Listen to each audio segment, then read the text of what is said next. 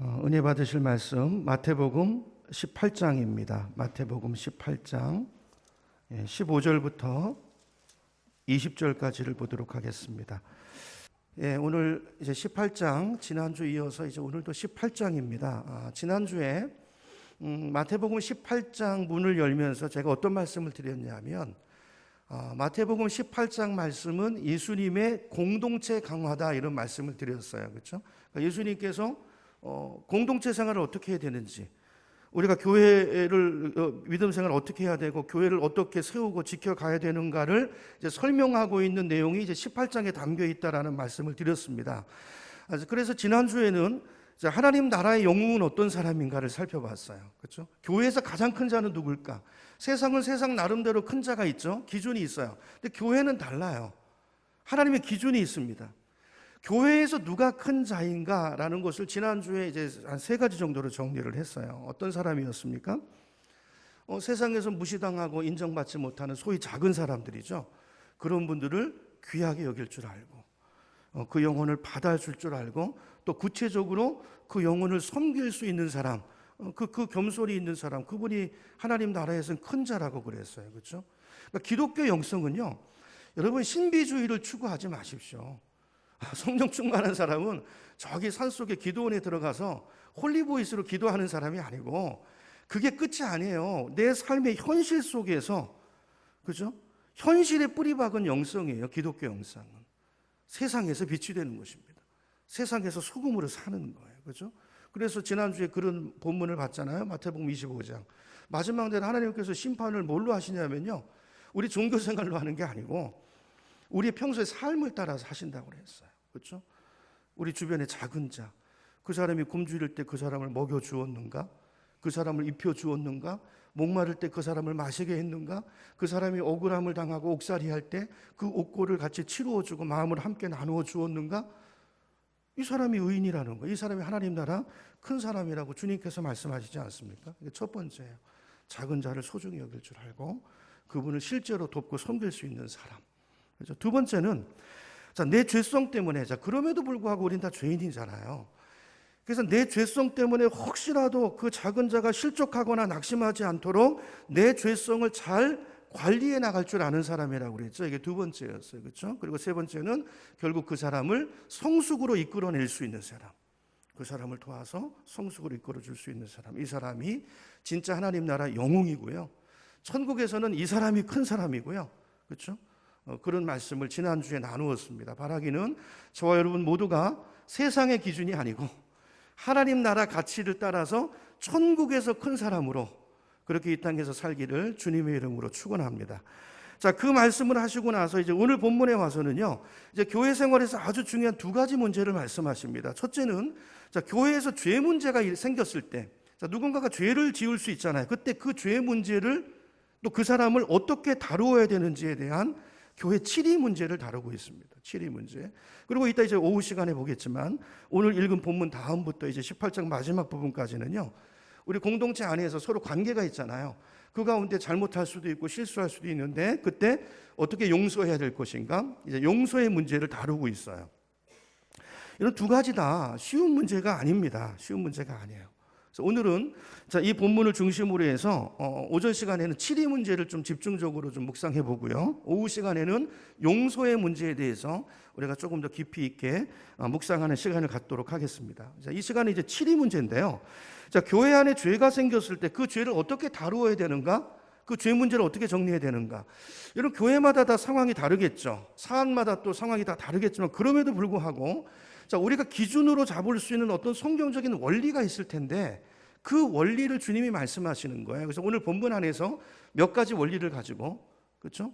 우리 교회 안에서 이런 일이 일어날 때 우리는 어떻게 해야 될 것인가를 좀 생각해 보는 시간이 되면 좋겠습니다. 첫 번째 원리입니다. 이제 우리 교회 공동체 안에 죄가 발생이 되면, 죄가 생기면 우선 어떻게 해야 되냐면요, 죄는요 절대로 덮으면 안 돼요. 여러분 가정에서도 그렇고 공동체도 마찬가지입니다. 죄를 덮으면 안 되고 그걸 드러내서 만져야 된다는 것입니다. 다뤄야 된다는 거예요. 우리 15절부터 볼까요? 15절부터 여러분 성경을 보시기 바랍니다. 저는 이제 쉬운 번역으로 읽을게요. 내 형제가 너에게 죄를 짓거든 어떻게 하라고요? 가서 그냥 덮어두지 말고 가서 단둘이 있는 자리에서 그에게 충고하라는 거예요. 그가 너의 말을 들으면, 그 말을 듣고 고치면 또 회개하면 너는 그 형제를 얻은 것이다. 그러나 듣지 않거든 어떻게 하라고요? 한두 사람을 더 데리고 가라는 거예요. 그러니까 자기보다 더 영향력 있는 사람일 수 있겠죠. 같이 가서 또 이제 권면하라는 것입니다. 자, 이는 그가 하는 모든 말을 두세 증인의 입을 빌어서 확정 지으려는 것이다. 17절. 그러나 그 형제가 그들의 말도 듣지 않거든 그 다음엔 어떻게 하라고요? 교회에다 말하라는 것입니다. 교회 말조차 듣지 않거든 어떻게 하라고요? 그를 이방 사람이나 세리와 같이 여기라 그랬어요. 자, 예수님의 이 말씀의 핵심이 뭐냐면요. 자, 교회 안에 어떤 죄 문제가 생기게 되면 첫 번째 원리는요. 그걸 덮어두지 말라는 거예요. 우리 많이 그러잖아요. 뭐 서로 입장 곤란하니까 그냥 이렇게 덮어두고 넘어갈 때가 많은데 그러면 안 된다는 것입니다.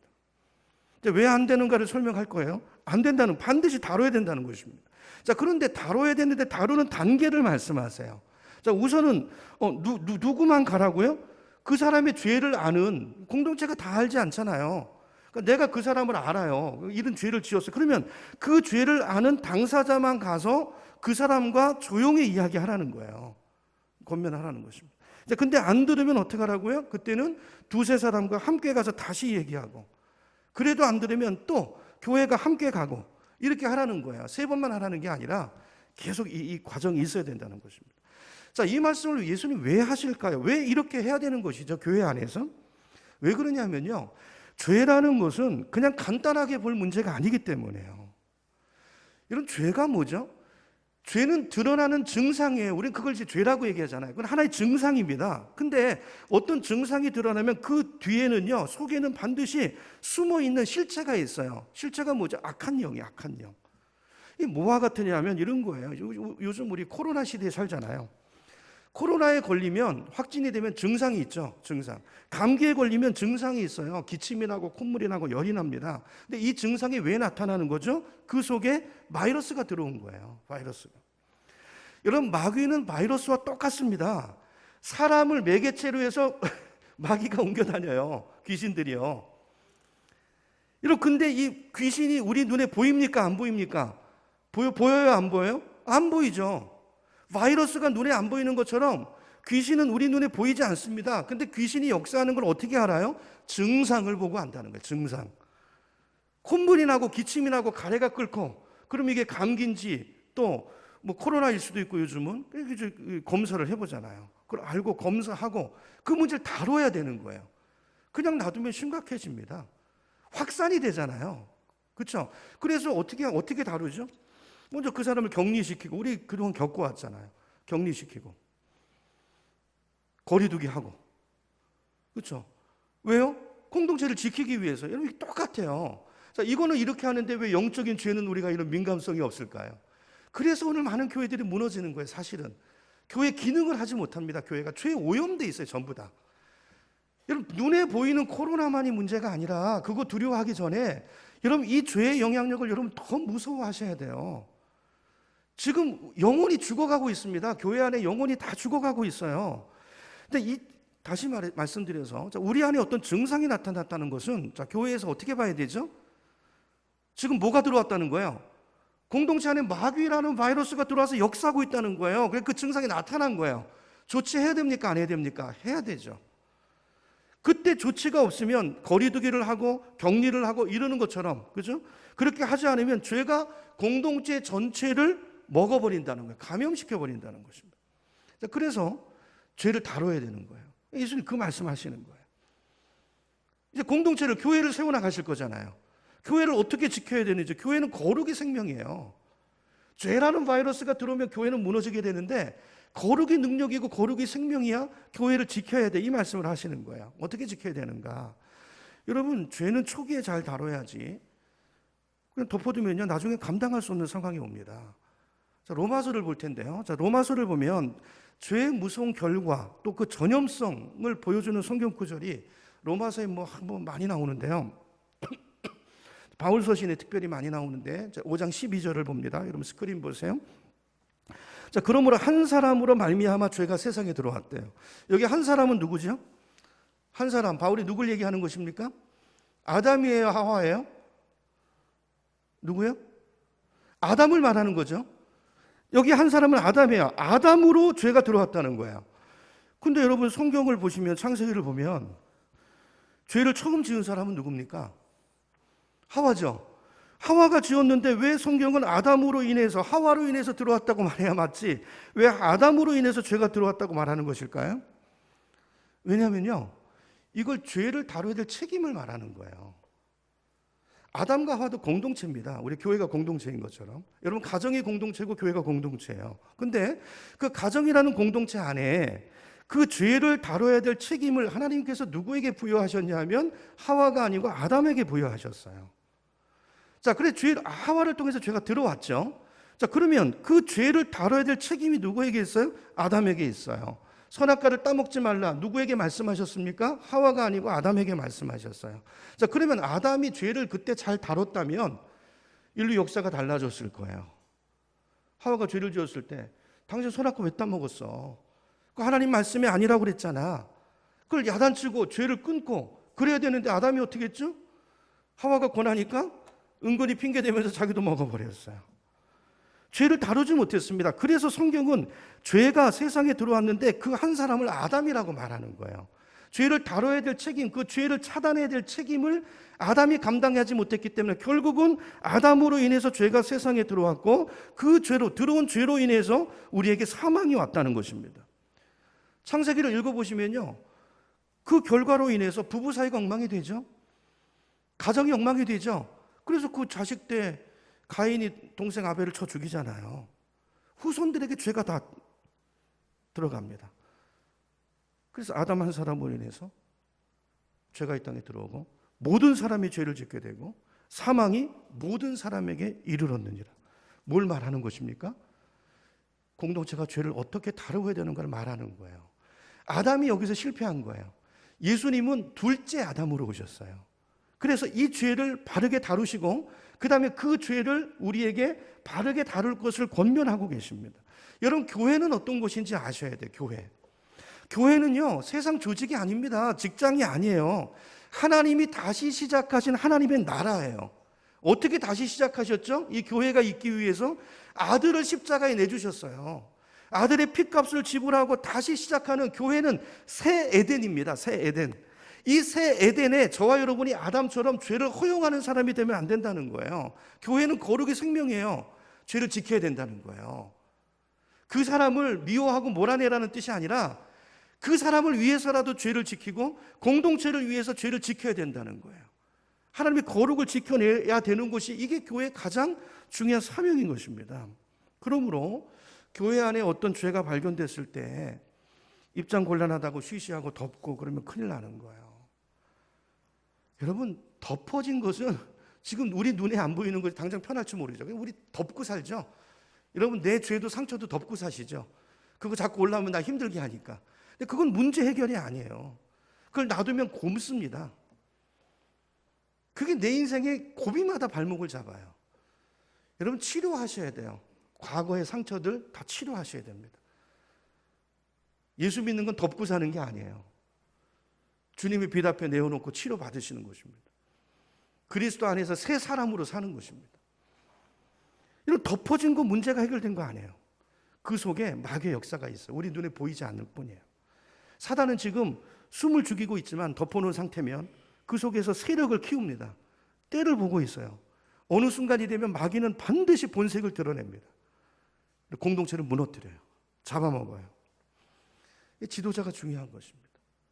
교회나 리더십들이 중요한 거예요. 죄를 잘 대응할 수 있으셔야 돼요. 그렇죠? 그래서 고린도전서 5장 6절에 보면 바울이 이렇게 말해요. 스크린 보세요. 제가 읽을게요. 여러분은 적은 누룩이 온 반죽을 부풀게 한다는 것을 알지 못합니까? 여러분은 새 반죽이 되기 위해서 새 에덴이라고 그랬죠. 새 반죽이 되기 위해서 묵은 누룩을 깨끗이 치우십시오. 사실 여러분은 누룩이 들지 않은 사람들입니다. 우리들의 유월절 양이신 그리스도께서 희생하셨습니다. 희생되셨습니다. 그래서 교회가 있는 거예요. 피로 값주고 산 우리 이 공동체, 주님이 거룩하게 하신 이 공동체 안에 죄를 용납하지 말아야 된다는 새 에덴. 첫째 에덴의 실패를 반복하지 말라는 것입니다. 자, 여기 이제 누룩은 뭘 말하는 거죠? 죄를 말하는 거죠. 명확하죠? 그러니까 적은 누르고, 다시 말하면 작은 죄가, 이런 작은 죄라고 소홀히 여기시면 안 돼요. 작은 죄가 온 반죽을, 그러니까 공동체 전체를 부풀게 한다는 것입니다. 그래서 공동체의 죄는 방치하면 안 되고 이걸 잘 처리해야 되는데요. 자, 이제 예를 들어 볼게요. 자, 그러면 자, 우리 교회 안에 어떤 분명한 죄를 짓고 있는 사람이 이제 우리 교회 안에 들어왔다고 해보세요. 그럼 그럴 수 있잖아요. 교회는 누구나 올 수 있는 곳이니까 올 수 있죠. 자, 그런데 성경이 말하는 것은 뭡니까? 어떤 드러난 죄인이라도 그 사람을 받아주되 그분의 죄는 용납하면 안 된다. 그분의 죄를 묵인하고 넘어가면 안 된다는 것입니다. 가르쳐줘야 되죠. 교회가 어떤 곳인지, 예수 믿는 게 뭔지, 그렇죠? 죄를 어떻게 다뤄야 되는지. 그래서 그 죄가 죄라는 걸 알게 해주고 죄를 이길 수 있도록 도와주고 기다려주고, 그죠? 교회는 품고 이끌어주고 새로운 사람이 되도록 세워주는 곳이지 방치하는 곳이 되면 안 된다는 거예요. 여러분 가정을 한번 생각해 보세요. 여러분 자녀들이 나가서 죄라는 걸 분명히 아는데 그걸 보고서 부모가 가만히 있으면 그건 가족이 아니죠. 교회도 마찬가지예요. 교회는 가족입니다. 전에도 제가 수요일 날에도 말씀드렸지만 이런 개인의 죄는 개인의 죄가 아니에요. 공동체의 죄입니다. 여러분 손가락이 아프면 손가락이 아픈 게 아니고 내 몸이 아픈 거예요. 하나님께서 우리를 이렇게 만드셨다고요. 그렇죠? 자, 고린도전서 5장 11절을 봅니다. 스크린 보세요. 자, 바울이 예를 듭니다. 자, 음행하는 사람이 있어요. 자, 내 편지에서 음행하는 사람들과 사귀지 말라고 여러분에게 썼습니다. 이 말의 의미가 뭔가? 10절. 그 말은 이 세상에 음행하는 사람들이나 탐욕을 부리는 사람이나 약탈하는 사람들이나 우상을 숭배하는 사람들과 전혀 사귀지 말라는 뜻이 아닙니다. 그러려면 여러분은 이 세상 밖으로 나가야 할 것입니다. 맞죠? 여러분 이 세상에 이런 죄 항목에 걸리지 않는 사람이 어디 있어요? 다 걸리잖아요. 11절. 그러나 이제 내가 여러분에게 사귀지 말라고 쓰는 것은 세상이 아니고요. 교회예요, 교회. 교회에서 신도라 하는 어떤 사람이 내가 예수 믿는데요. 그러면서 계속 음행해요. 예수 믿는데요. 그러면서 탐욕을 부려요. 이거 잘 보세요. 탐욕이 죄입니다. 우상 숭배해요. 전보로 다니는 사람들이 있죠. 그죠? 그다음에 사람을 중상하고 모략하고 없는 말 지어내고 이간질하고, 그다음 술 취하는 사람 나와요. 약탈하는 사람. 자, 그런 사람과는 함께 먹지도 말라는 말입니다. 어디서요? 교회 안에서. 신도라는 사람이 그러고 있으면 이거는 교회 안에서의 사귐, 이 교회 안에 이런 죄가 그대로 방치돼서는 안 된다라는 뜻입니다. 그렇죠? 무슨 말인지 아시겠죠? 지금 바울은 불신자 얘기를 하는 게 아니에요. 신도라고 하는 사람이 목사나 장로가 집사가 입술로는 주여 주여 하면서 끊임없이 죄를 짓고 그게 죄인 줄도 모르고 그렇게 죄 가운데 빠져 사는 사람이 있다면 절대로 방치하면 안 되고 가서 말해줘야 된다는 거예요. 왜요? 아까도 말씀드렸지만 첫째 그 사람의 영혼을 위해서, 둘째 공동체를 위해서. 12절입니다. 고린도전서 5장 12절. 자, 밖에 있는 사람들을 심판하는 것이 나에게 무슨 상관이 있습니까? 여러분이 심판해야 될 사람은 안에 있는 사람들이 아니겠습니까? 소위 교인들, 그 멤버십을 말하는 것입니다. 13절. 밖에 있는 사람들은 하나님께서 알아서 심판하실 거예요. 그러니까 세상은 그냥 내두세요. 그리고 중요한 것은 교회라는 것입니다. 우리 교회, 여러분의 가정, 그 악한 사람을 여러분 가운데서 내쫓으십시오 그랬어요. 내쫓으십시오. 여기 악한 사람은 누구예요? 변화될 여지가 전혀 없는 사람. 자, 이걸 가리켜서 베드로는 몰래 숨어 들어온 사람이라고 이야기합니다. 그렇게 요한은 그렇게 말해요. 숨어 들어와 있는 사람. 마귀의 종이죠. 교회 안에 뿌려놓은 가라지. 이렇게 말하는 거예요. 이거를 11절로 가보세요. 아까 11절을 다시 보면요. 11절입니다. 자, 신도라고 하면서 계속 음행하고, 신도라고 하면서 탐욕을 부리고 우상 숭배하고 사람을 중상하고 술 취하고 약탈하는 사람이면 쫓아내야 하는 것입니다. 자, 우리가 이제 이 말씀의 포인트를 잘 알아야 되는데요. 자, 바울이 말하고자 하는 취지가 뭘까요? 바울의 요지는요. 자, 그 사람을 처벌하거나 내쫓는 데 목적을 포인트를 두고 있는 것이 아니라 교회는 그 죄를 방치하면 안 되고 그 죄를 치료해야 된다는 것입니다. 교회 안에 어떤 사람이라도 올 수 있어요. 근데 교회는 치유의 공동체가 되어야 된다는. 그 죄를 그대로 가지고 있으면 안 되고 변해서 새 사람이 되는, 물이 변해서 포도주가 되는 이 새로움의 역사가 일어나야 되는 것이 교회라는 거예요. 근데 그것도 뭐 내비두고, 그렇죠? 그건 이미 교회가 아니라는 것입니다. 자, 그래서 이제 이런 예수님이 이런 단계들을 말씀하시는 거예요. 자, 그 사람을 치료하기 위한 목적으로, 그리고 교회를 지키기 위한 목적으로 처음에는 그 사람의 죄를 알고 있는 누구만 가라는 거예요? 너 혼자만 가서 조용히 권면해 보라는 거예요. 안 되면 좀 더 영향력 있는 어떤 영적인 리더십, 영권을 가지고 있는 그분을 모시고 가서 한 번 더 말해보고, 그래도 안 되면 교회가 가고. 왜 이렇게 하라는 거죠? 그 사람의 회복이 목적이니까. 회복이 목적이니까. 그분을 회개시키기 위해서, 그분이 바르게 되기 위해서 교회는 최선을 다해야 된다는 것입니다. 그래서 이제 죄를 다룰 때 기본적인 원칙이 뭐냐면, 이제 예수님 말씀하셨잖아요. 그러니까 그 일을 할 때 은밀하게 해야 된다는 거예요. 떠보려고 하면 안 되고, 혼자 갈 때는 그 상황을 누구만 알아야 돼. 나만 알아야 되고. 그게 안 돼서, 그렇게 해서 얻으면 그 영혼을 구원한 것이니까 하나님 앞에 상이 크다는 거예요. 근데 혼자 가서 안 될 수 있잖아요. 뭐 네가 뭔데 나한테 와서 그러냐? 교회를 다녀도 내가 더 먼저 다녔고, 내가 직분이 뭔데? 뭐 이럴 수 있잖아요. 그러면 이제 거기에 맞는 어떤 리더십 이제 함께 가야 된다는 거죠. 이렇게 그때는 그분과만 또 알아야 된다는 거예요. 그러니까 이게 가능하려면요. 그러니까 이런 치리가 가능하려면 공동체 안에 성숙한 사람이 있어야 가능한 거예요. 일을 해낼 수 있는 사람들이.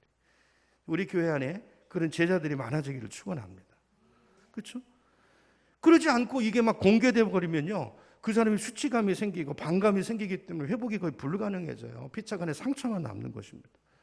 그래서 은밀한 가운데 비밀을 지키면서 그 사람을 구원하기 위한 분명한 목적을 가지고 이 일을 진행해야 된다는 거예요. 여러분, 근데 이 일이 만만한 일입니까? 결코 만만한 일이 아니에요. 쉽지 않습니다. 한 사람을 회개시키는 거 절대로 쉽지 않아요. 근데 성경은 그렇게 하라는 거예요. 여러분, 성경이 말씀하시면 그렇게 해야 되는 줄로 믿습니다. 자, 이렇게 하려면 여러분, 우리가 이렇게 하려면 얼마나 우리가 기도를 많이 해야 될까요? 내가 영적으로 얼마나 준비되어야 될까요? 왜 하라고 그러실까요?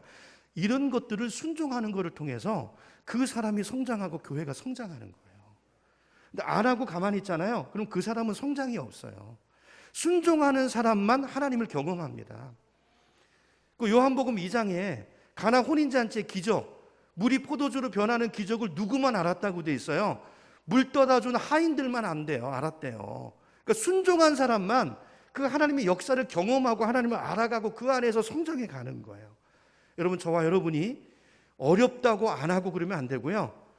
여러분, 주님 말씀이면 그렇게 순종하려고 노력하고 애써 보시기 바랍니다. 그러면 주님이 하실 수 있는 힘도 주시고 지혜도 주시고, 그걸 통해서 내가 영적으로 잘하는 거예요. 자, 그 사람한테 갈 때, 자, 우리를 점검해 봐야 될 기준이 있습니다. 내가 이제 그 사람한테 가기 전에 그 말 하는 게 쉽습니까? 안 쉽잖아요. 근데 그게 그 사람이 죄인데 그거 놔두면 그건 사랑이 아니죠. 그게 오히려 실족하게 만드는 거잖아요. 그냥 내비두면, 알면서 내비두면. 그 어떤 거는요, 여러분, 하지 말아야 될 말을 해서 실족시키는 것도 있지만 해줘야 될 말인데 안 해서 실족시키는 경우도 있어요. 여러분, 이거 잘 적용하셔야 돼요. 그러니까 이런 경우 가서 말해줘야 되잖아요. 근데 말해줘야 되는데 내 마음속에 그 사람을 생각하면 막 분노가 일어나요. 어떻게 인간이 저럴 수가 있어? 이런 마음이 들면, 내가 가서 뭔가 좀 본때를, 이런 마음이 들면요, 그거는 그분이 아직 준비가 되지 않은 거예요. 그때 가시면 안 돼요. 그럼 마귀가요, 강력하게 역사해요. 절대 그러면 안 되고 더 엎드리셔야 돼요. 더 기도하셔야 돼요. 이 마음이 생기지 않으면요, 언제까지 기도해야 되는가? 그 사람이 불쌍히 여겨질 때까지, 그 사람이 연민의 마음이 갈 때까지, 정말 저분을 도와주고 싶다, 저분을 정말 일으켜주고 싶다 라는 그 예수의 마음이 정말 나를 사로잡을 그 상황이 될 때까지 여러분, 우리가 기도해야 되는 것 같아요. 그 마음이 들면 이제 준비가 된 것입니다. 그리고 가는 거예요. 여러분, 그래서 기도가 중요해요. 기도하면 하나님이 우리를 이렇게 바꾸세요. 정말이에요. 그래서 여러분, 기도하셔야 돼요. 자, 그렇게 가서 어떻게 해야 되죠? 겸손하게 진심 어린 충고를 해야 되죠. 가르치듯이 하면 안 됩니다. 나는 마치 다 하는 것처럼. 아니, 그렇지 않아요. 우리 중에 그런 사람은 없어요. 나도 죄인이고, 그 입장에서 비난하듯이 얘기하면 안 되고, 정말 아픈 마음으로, 그리고 공동체를 위하는 마음으로 진심 어린 충고를 하라는 거죠. 다행스럽게 상대방이 받아들이면 그것이 한 영혼을 구원한 것이 된다는 거예요. 이거 하는 나라의 정말 큰 상급이라는 것입니다. 근데 말씀드린 것처럼 네가 뭔데 이럴 수 있잖아요. 그럴 때는 다시 한번 가라는 거예요. 포기하지 말고 또 기도하고.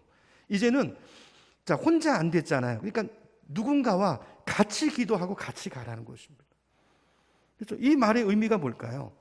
한 번 더 기회를 주라는 거예요. 포기하지 말라는 것입니다. 왜냐하면 사람의 변화는요, 한 번에 일어나지 않아요. 그래서 더 기도하고 내가 기대하는 결과가 나오지 않더라도 포기하지 않고 또 기도하고 또 다른과 연합하고 그렇게 해서 그 사람에게 기회를 또 주라는 것입니다.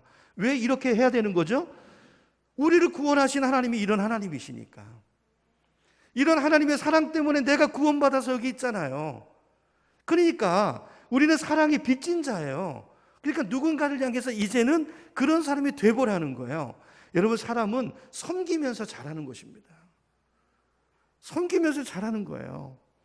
여러분, 하나님이 우리를 구원하실 때 한 번 기회 주시고 그러고 나서 안 되면 너 내가 기회 줬는데 안 됐어 그러고 버리십니까? 그런 하나님이었다면 우리 중에 여기 구원받은 사람 아무도 없었을 거예요. 하나님은 포기하지 않으시는 하나님이시고 누군가를 계속 보내시고, 저도 제 인생을 보니까요, 제가 얼마나 완악한 인간인지 모르겠어요. 제가 진짜로 하나님이 얼마나 많은 사람을 보내셨는지 몰라요. 얼마나 많은 사람. 여러분, 요한복음 1장으로 한번 가보세요. 이거 스크린에 없을 텐데요, 요한복음 1장으로 한번 가보세요. 요한복음 1장 6절로 가보세요. 요한복음 1장 6절. 자, 하나님께로부터, 요한복음 1장 6절입니다. 하나님께로부터 보내심을 받은 사람이 있으니 그가 누구라고요? 요한이라. 제 인생을 보니까요, 하나님께로 보내심을 받은 사람이 있으니 그의 이름, 너무 많은 사람이 있더라고요. 그분들이 와서 저에게 증언해 준 사람들. 7절, 누구에 대해서? 빛에 대해서. 빛은 누굽니까? 예수 그리스도. 증언이라는 말은요, 들은 말을 전하는 사람이 아니고 나에게 일어난 일을 전하는 사람이에요. 자, 내가 예수를 만나고 내가 이렇게 변했다, 나를 변화시킨 그 변화의 주체이신 예수 그리스도를 하나님께 보내심을 받아서 그 예수를 나에게 전해준 사람들이요, 얼마나 많은지 몰라요. 제가 적어보니까요, 정말 많아요. 계속 보내시는 거, 계속.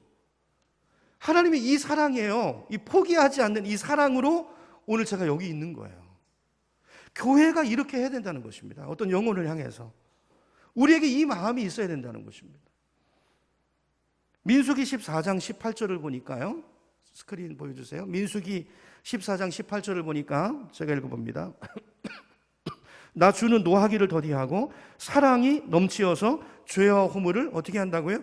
용서하신대요. 자, 오늘 이제 마태복음 18장에도 나오지만 이제 오후에 볼 거예요. 몇 번까지 용서해야 됩니까? 7번입니까? 당시 랍비들은 3번 용서하면 많이 용서한다고 생각했거든요. 그러니까 베드로가 잘난 척 하는 거예요. 랍비들은 3번인데 7번 할까요? 주님? 그랬더니 예수님 뭐라고 그러세요? 70번씩 7번이라도 하라는 거예요. 그럼 뭘 말하는 거죠? 끊임없이 용서하라는 거예요. 뭘 말하는 것입니까? 너를 향한 하나님의 사랑이 이와 같은 사랑이라는 거예요. 그 사랑의 빚진 자로서 너도 이웃을 그렇게 사랑하라. 자, 여기 용서한다라는 단어의 히브리 문법이 계속이란 뜻이에요. 계속 용서하신다. 나는 계속 용서하는 하나님이라. 그러나 나는 죄를 벌하지 않은 채 그냥 넘어가지는 않는다 그랬어요. 하나님의 성품이 나오죠. 하나님은 공의로우시면서 동시에 자비로우신 분이라는 거예요. 여러분, 교회는요, 하나님이 다스리는 곳입니다. 그러므로 우리가 그 다스림 안에서 하나님의 성품을 잘 생각하셔야 돼요. 교회는 어떤 곳입니까? 교회는 어떤 곳입니까?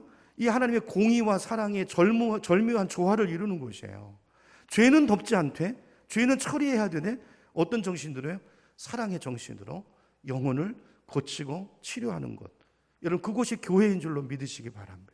그러므로 교회 구성원인 저와 여러분은 자, 어떤 영혼을 대할 때 이 정신으로 나가야 되는 거예요. 그렇죠?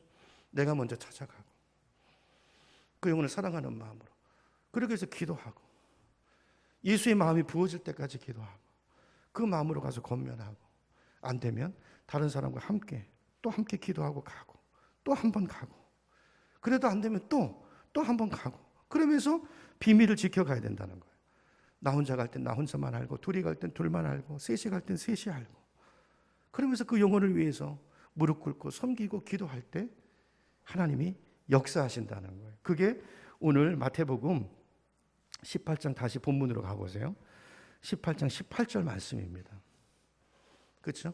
그 위의 말씀을 18절, 19절, 20절에 해석하는 거예요. 18절 보세요. 자, 이렇게 하면서 너희가 땅에서 매면 내가 하늘에서 메어지게 하겠다는 거예요. 그 기도, 그 사랑의 기도. 여러분, 예수님의 이 지상 사역을 보면요, 예수님은 능력이 있으셨어요. 근데 그 능력을 아무렇게나 쓰지 않습니다. 누군가를 살리기 위해서, 누군가를 사랑하기 위해서 그 능력을 쓰세요. 교회가 이래야 된다는 거예요. 너희가 이 마음으로 그 영혼을 건지기 위해서 너희가 이렇게 둘이 연합하고 또 셋이 연합하고 그래도 포기하지 않고 이렇게 땅에서 매면 내가 너희 기도를 응답하겠다는 거예요. 오늘 얼마나 하나님이 보기에 이게 아름다운 기도입니까? 그렇죠? 19절 다시 너희에게 이르노니 너희 중에 두 사람이 땅에서 합심하여 무엇이든지 구하면 하늘에 계신 내 아버지께서 그들을 위하여 이루게 하시리라. 두세 사람이 내 이름을 모인 곳에는 나도 그들 중에 있느니라 그랬습니다. 있느니라. 여러분, 이 과정의 핵심이 뭐예요? 벌을 주기 위한 게 아니고 그 사람을 쫓아내기 위한 게 아니고 정죄하기 위한 목적이 아니고 그 사람을 회복하고 살리고 그래서 거룩한 공동체를 이루어내기 위해서 일을 해야 되는데 그 일의 핵심에 뭐가 있어야 돼요? 기도가 있어요. 기도. 여러분, 기도하셔야 됩니다. 기도 없이 되는 일이 없어요. 기도 없이 되는 일이 없습니다.